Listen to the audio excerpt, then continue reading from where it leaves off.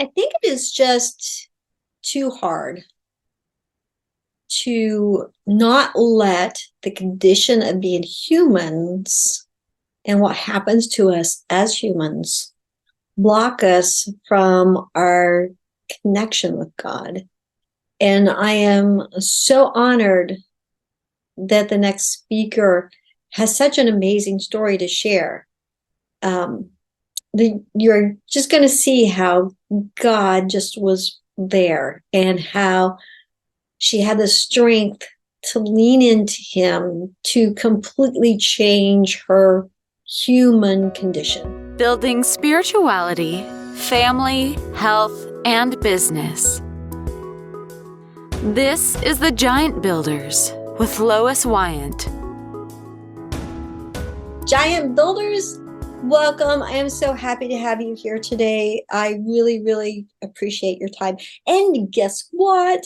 We now have sponsors for the Giant Builders. So that's like one step closer to what I want to be. The next step will be I want to create t-shirts with your face on it. So wouldn't that be so cool? Just have a picture with like your face in the Giant Builder position. Oh, I'm working on it, but it's all in God's time. So that's what we're going. So today's sponsor is one of my favorite eye creams. So if there's a sponsor page, so go to thegiantbuilders.com, sponsored.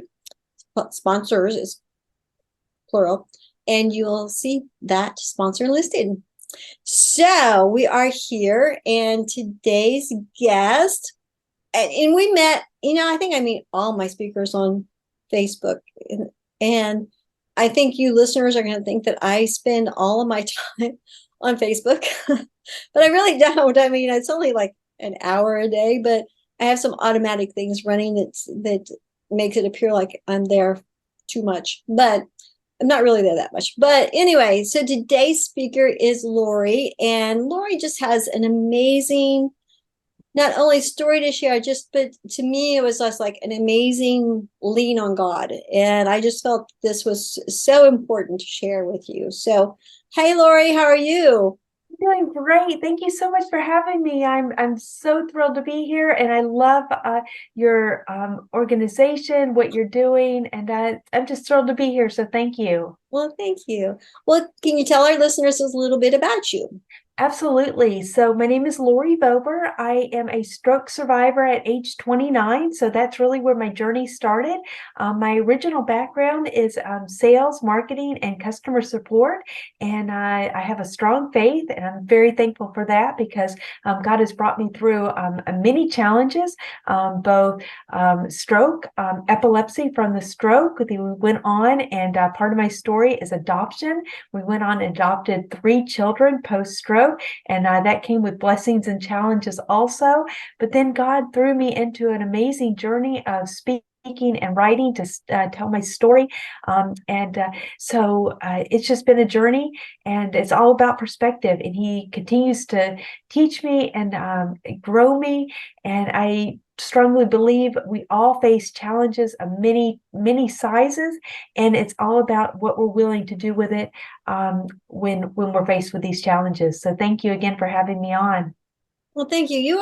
You are such a giant.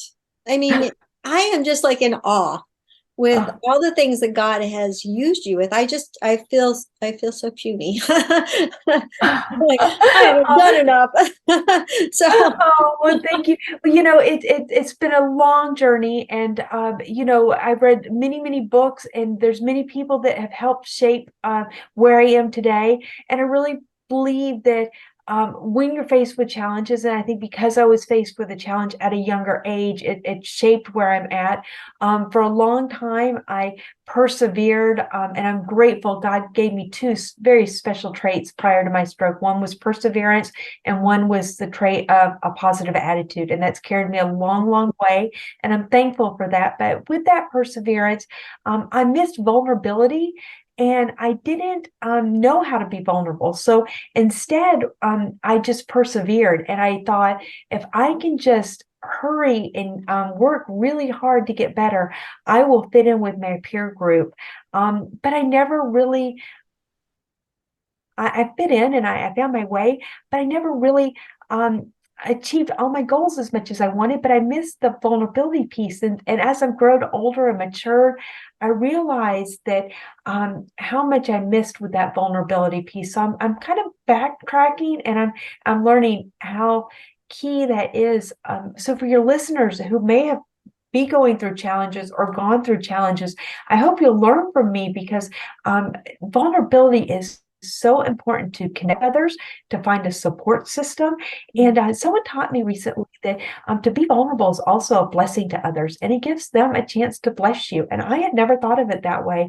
But truly, you can't change the challenges you go through. I can't change my disability. And if someone's not going to like me, or not going to support me, or not going to understand me, I can't change that. But I can be vulnerable, and I can share with others. And God has truly shown me that I can use what I've gone through for a unique purpose. And not everybody can say they've gone through a challenge. Not everybody has your unique story, but you surely can use it for a purpose to help others. So that's where I'm at today. Oh, bless you.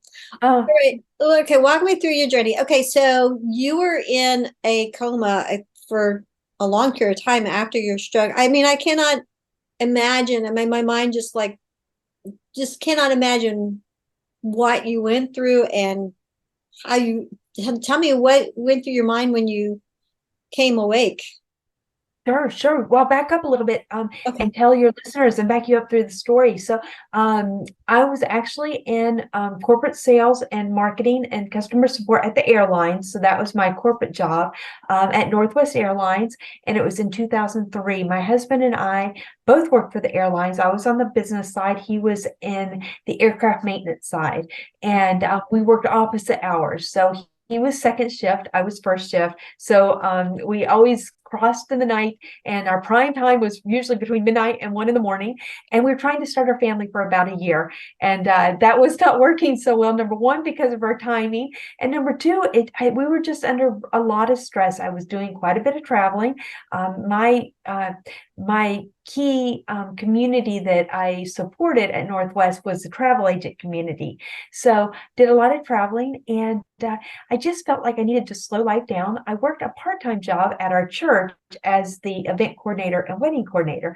So the opportunity came about to take on the office manager position at our church. And I thought, well, that would be a great opportunity to slow life down a little bit, hopefully increase our family planning opportunities.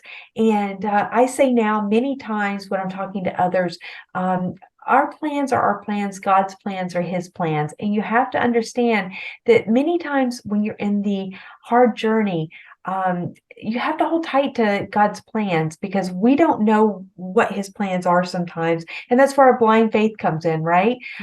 So I took that job at the church, and thinking the plan was to start a family.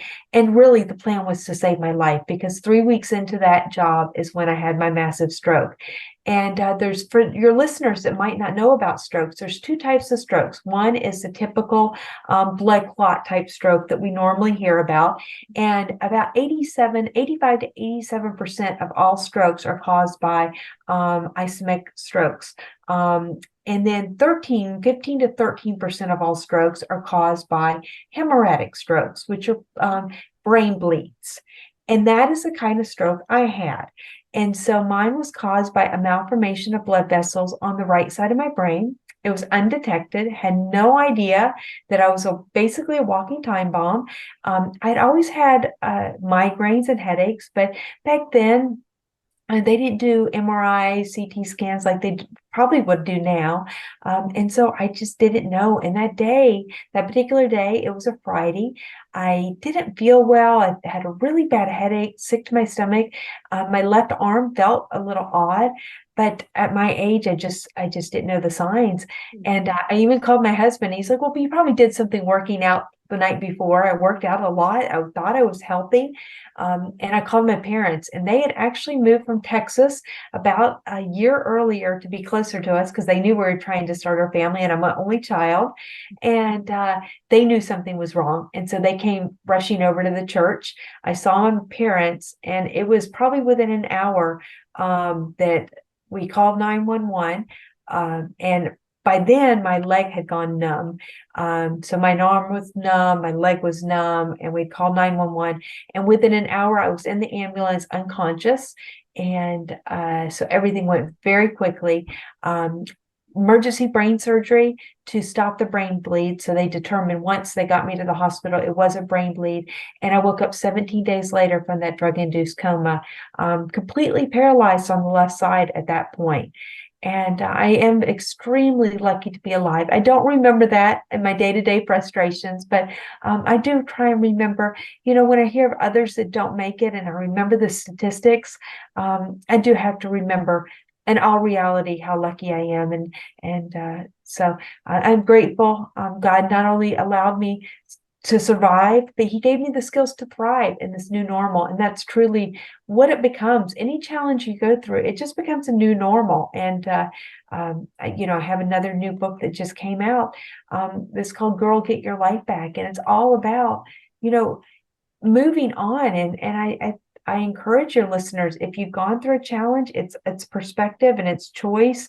And it's what are you going to do with what you've got left and to move on? So walk me through the process on how did you get yourself to get to that point where you recognized your choices and you recognized your power to move on? Yes, yes. So it was a long journey. So when I first woke up, I learned to sit up again, eventually stand, eventually walk. Went home 2 months later, had a second brain surgery to remove the malformation. Went home in a wheelchair. We then moved to Arizona because 2 months after the hospital discharge, all this happened in Minnesota. 2 months after hospital discharge, my husband lost his job. It was soon after September 11th. And so in the aviation industry, that wasn't a great time for our country or aviation. So we found him another job in Arizona. And honestly, that was the best thing that ever happened. Again, it goes back to not our plans, God's plans, right? And his journey, my husband's journey for his career was wonderful for that move. And for my recovery, it was just phenomenal. The heat in itself and being out of the ice and snow was wonderful. But I found a grand recovery facility here in Arizona, and it was brand new. I was one of their first patients, and I really threw myself into stroke recovery 6 to 8 hours a day, every single day. It was all about becoming more mobile, becoming more independent. I was the very youngest, probably attender of silver sneakers at the YMCA day in and day out. But it really was for years, just what could I do to get better? And so I think having just that mindset of God really protected me for a very long time emotionally. I have to say, as I've aged, I've had trouble more emotionally over time than at the beginning. At the beginning, I think I was so concentrated on persevering and just exercising. And if I could just exercise enough, I will get better. That helped me a lot emotionally. And then, like I said, we did go on. In 8 years post-stroke, we adopted 3 children from Colombia, South America. They were 6, 8, and 10. And that was in a journey of blessings and challenges. Any parenting journey is full of blessings and challenges, and adoption brings a whole new gamut of them. We are now empty nesters. They've graduated, they've moved on. And, I do say now, looking back, there's areas of support that I did receive, and there's areas of support that I needed that I didn't receive. And I think my perseverance and my positive attitude clouded some of the areas of support I probably did need. So if you have listeners that have gone through a physical challenge, I encourage you to look at what support you need and reach out, because I believe I didn't reach out enough because I didn't think I needed it. But grief comes unexpectedly for all of us on whatever journey we're on, and I think the writing has really helped me process. I didn't write much prior to becoming a writer. You would think I would have blogged or through the stroke, through the epilepsy, through the adoption, I wish I had. I think I would have processed a lot. And it wasn't until God said, no, it's time. You need to tell your story, that I really became a writer.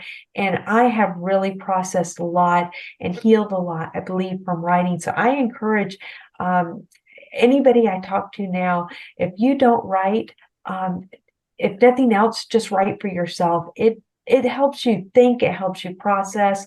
And I think that's a tool that God gives each and every one of us to help just draw closer to Him. Well, what kind of support do you wish you would have reached out for? I wish I had possibly counseling. That's number one. And it's hard to find a good counselor. It's hard to find a good counselor that you can mesh with. And I say many times, you even friendships, you find friends that don't understand, and then you think, oh, that friend doesn't understand. And the same way with counselors, you may try a counselor that doesn't understand. Keep trying to find the support system you need until you find the right one. So I'd say professional help, and I'd say friendship groups. There are so many, even support groups online now. There's stroke support groups, there's anxiety support groups, there's so many support groups, even on Facebook. They're just everywhere. So not to ever give up hope. There's no room for feeling alone, honestly, in this day and age, because there's so many groups out there that are willing to be there and connect with you. You just have to take that first step to be willing to connect. And I think so many people get stuck because they just don't know where to go.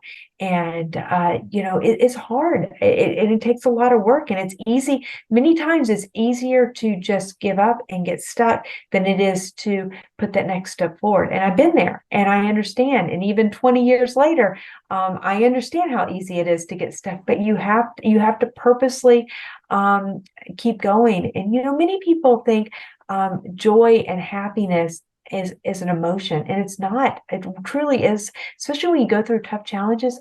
I find it's a choice. It's a daily choice of whether you're going to be joyful, whether you're going to be happy, whether you're going to be purposeful in what you're going to do.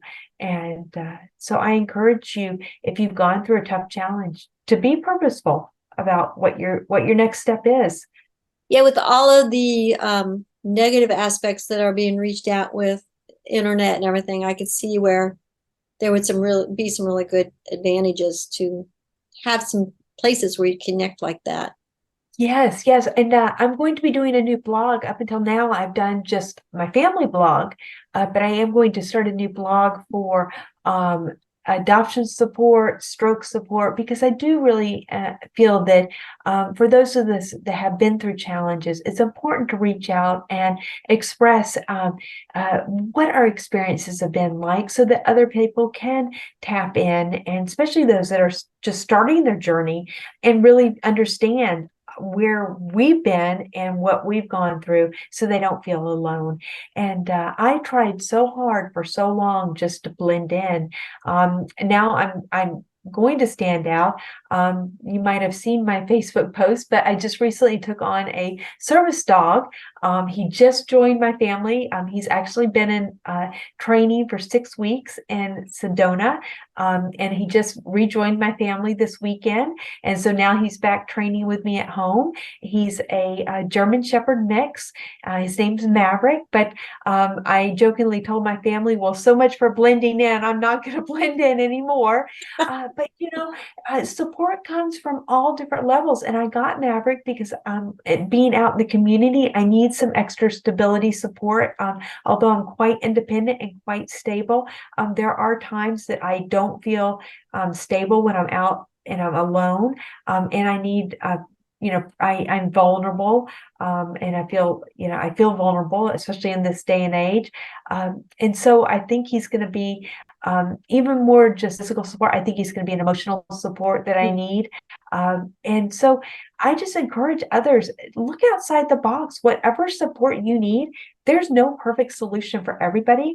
But whether it's an individual support, whether it's group support, whether it's a service dog, whether it's a part-time job, whether it's writing, whether it's a blog, whether it's journaling, whatever you need to have your next best life. The best thing to do, though, is not to try and compare yourself to your peers, because that's one thing that's hard. We all get in that comparison game, but you have to run your own race, and especially when you've gone through a hard challenge. You can't run the race that many of your peers run. So you just have to run your best life and your best race, and the race that God wants you. God has a plan for each and every one of us that's individualized for a purpose. So you got to hold tight to what his plan is for you and run that race. So you're recovering and process of the stroke, and you decide to become a super mom too. So Decided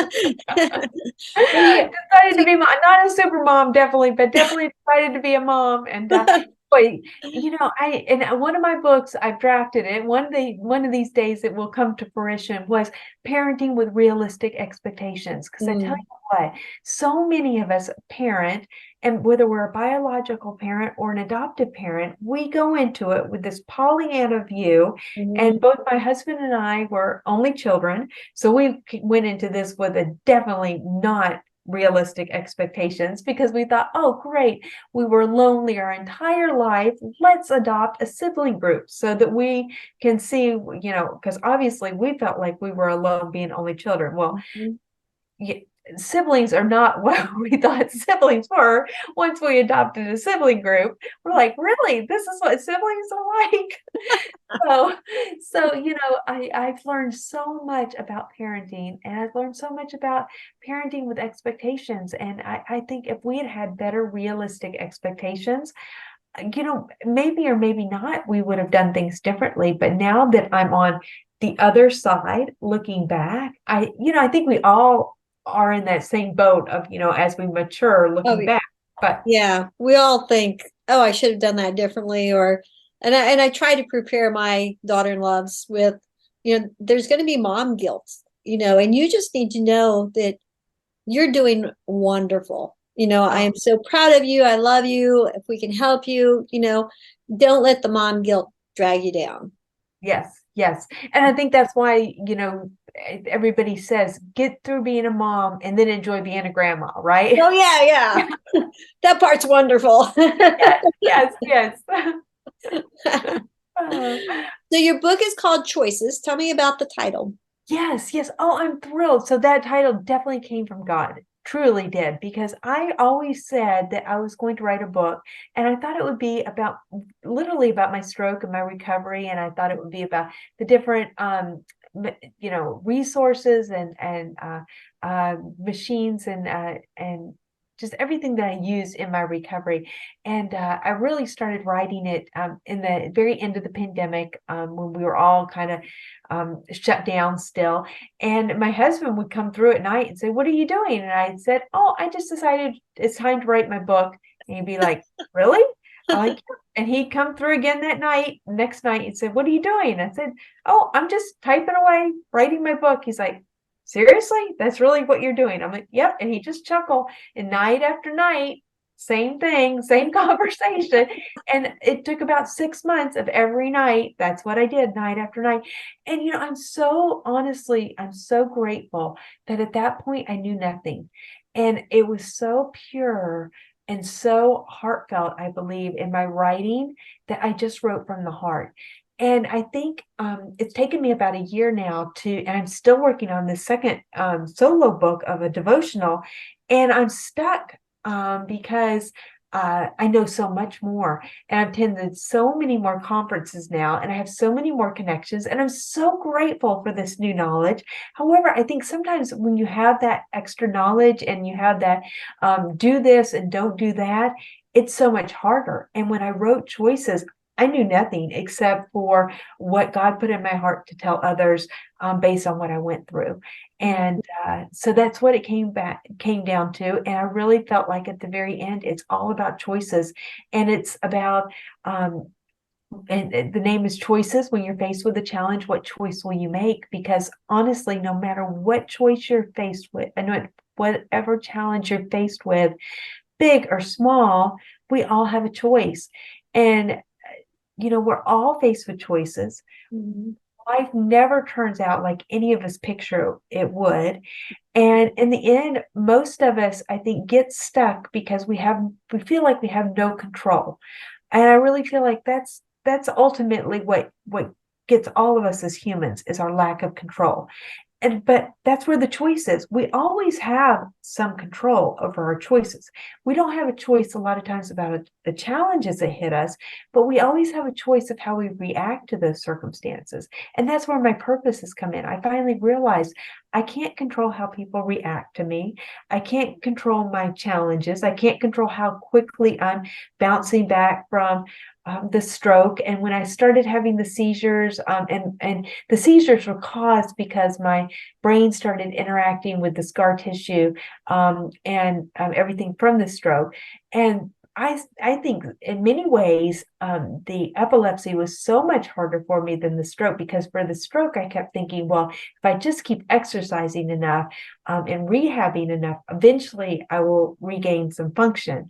And I did, it just didn't come back as quick as I had hoped and as full as I had hoped. But for the epilepsy, there's just no control. I mean, if you're going to have a seizure, except for the medicine, you're just going to have a seizure. And so I learned so much, though, about our reaction. And I think that's where the choices come in. No matter what you're going through, you always have a choice about how you can react to your circumstances. And that's just life in general. No matter what we're going through, whether it's a challenge, whether it's how we're dealing with our children, whether how we're dealing with our spouse or our boyfriend or our friends, we always have a choice of how we react to our circumstances. So I'm just thrilled that God gave me that that title of choices, because I use it all the time, and how I speak, and I use it all the time how I just think about my own life. Yeah, that's great. And I think too that I mean I am in admiration for you as far as how you've made the choices and how you leaned on God and everything. And I think sometimes we, even in the choices concept, sometimes even when good things happen, we could make bad choices. And Mm, so, it's like how people see us in the good and the bad. true, true. And it's not like, oh, we should be worried about what other people think. Because to be We quite do, don't honest with we? you, I don't care what other people think about me. I don't. But I do care about how God sees me. Oh, And yes, that's the most important thing to me. So absolutely, absolutely. that's what matters to me. I love that. Yes, Yeah. yes, that's So great. Wonderful. I'm out of breath. Well, any closing thoughts? Um, you know, so you can find all my information on my website Oh, we'll at have all that link below. And you'll be in our new media page. Oh, wonderful, wonderful. Along with choices, I do have 3 other books that are compilations. So you'll see all that probably also. And you'll on my website, you'll see more of my story, my kids, my journey. And so I just encourage you to hop on there. I do have a monthly newsletter also. And so you will, if you subscribe to my monthly newsletter, you get chapter 1 of choices as my complimentary gift to you. So I encourage you to consider that. And in today's age where we are so prone to social media, which is great, there's so many good parts about it. I also encourage, each and every one of us just to remember, though, who who our true person is, being God, that we should be trying to please, who's always there for us. And I think so many times we turn to social media, we turn to our friends, we turn to our phones for that instant gratification. And then a lot of times, even after we do that, we still feel lonely.